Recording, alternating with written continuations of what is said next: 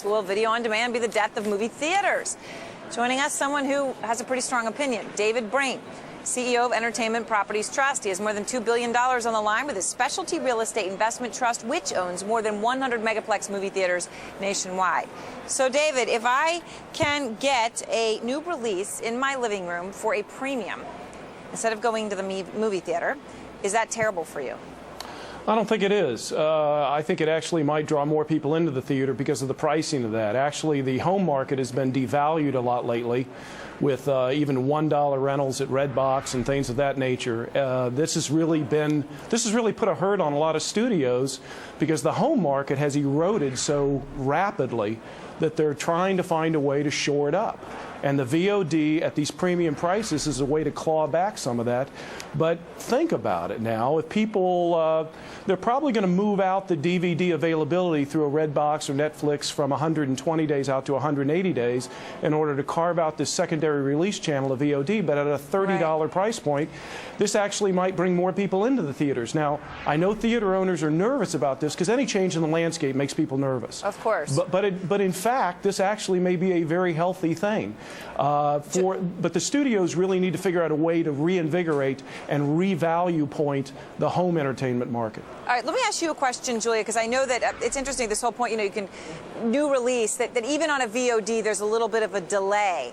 Is anyone considering, from your sourcing, doing it simultaneously? Well, that's the thing, Erin. That is the big question. That's a multi-billion-dollar question, because right now we're talking about a 60 or 70-day delay after movies hit theaters. And the truth is that's really unlikely to cannibalize any significant box office spending, because people want to see a movie in the first month, they are going to go to the theater, and it's only people who are really willing to wait.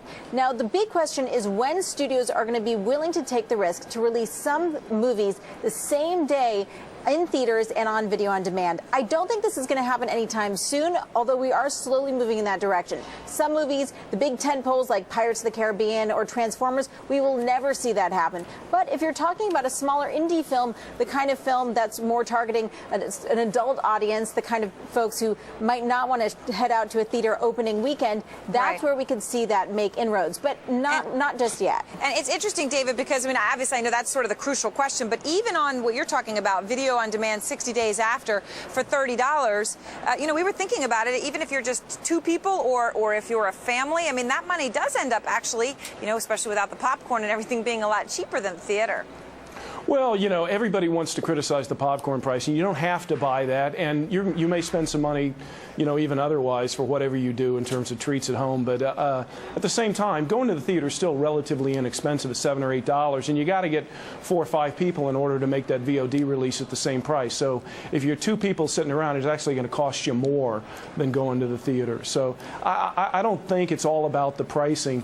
This is really just this is an experiment, and things are going to change with the digital conversion of the theaters that's been really growing very, very rapidly over the last 12 months. Theaters are going to be equipped to show things other than movies too, and so you're going to have concerts and price point items, and the whole landscape's going to change a lot. A quick follow-up for you though, David, isn't it, maybe I'm totally wrong, but given the pricing on food and condiment, all the stuff that you buy, isn't that a huge part of the margins in the theater business? It is. The average spending though is still only $3 to $4 on those food items, and that margin is high. It's like an 80% margin, but at the same time, and your average theater admission, I know New York is different, is about $8. All right. Thanks very much, David. We appreciate it. Thanks to Julia. I got to say, David, a lot of people go just for the popcorn. Closing.